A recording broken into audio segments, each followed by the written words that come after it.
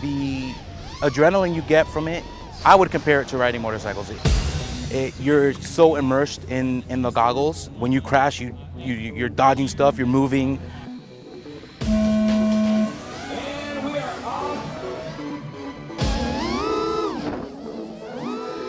I hit the glass wall thing head on, full throttle.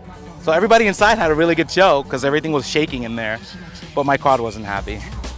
A lot of times your head drops, the goggles on your head, you forget and you get a little too focused, and if I go through a gate and, tap the flag a little bit, I'm jittery and shaky for the rest of the run, but if I make it, I'm pretty glad. Pilots, arm your quads as we go live on the Tillman. So drone racing is getting a lot of traction very quickly because it's actually a sport. It's actually really fun to watch.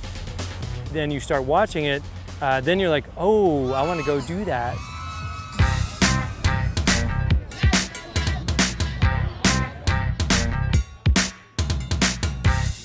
We've gone into the biggest urban environment we can find.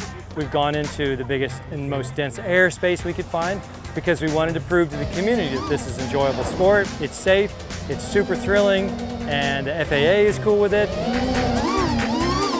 I was an IT business analyst at a hospital, and I quit to kind of get into this full time. I really didn't have any sort of plan to get into it. I race, but I also direct races. I figured I needed to take some time off and really commit myself to the sport and figure out how is it that we can make it bigger, make it sustainable, get more people involved. Since I started, I probably dropped about $18,000 into the sport in a year. It's little by little. You start with like this little, 20, that's why I said it's $20 little toy.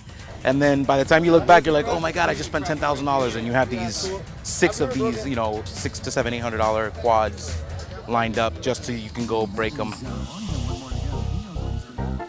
A lot of people just don't really realize all the challenge that goes into this, and that as much as I say it, it is just a glorified RC toy, and I traveled 6,000 miles to go play with my RC toy. At the same level, all that goes into it, it's far beyond that. What you can do with it is something we haven't seen before. How can we commercialize this now that we know that not every drone in the air is a peeping Tom or a missile toting, or it's not doing something bad, it actually is doing something really great.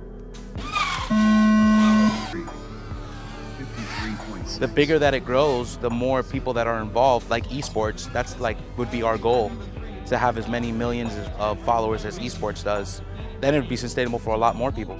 If this really catches on and becomes the sport of the future is what they're calling it, then the sky's the limit. Esports is their biggest tournaments are $20 million.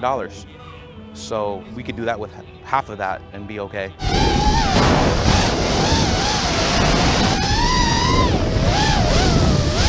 Hopefully, I want to get into piloting unmanned aerial systems, so bigger drones, hopefully, and since it's becoming the future now, so a lot more jobs will be coming out for this. Be a cool job to be a pilot full-time, like a few of the guys here. I want to become a commercial pilot, either for the airlines or for a helicopter.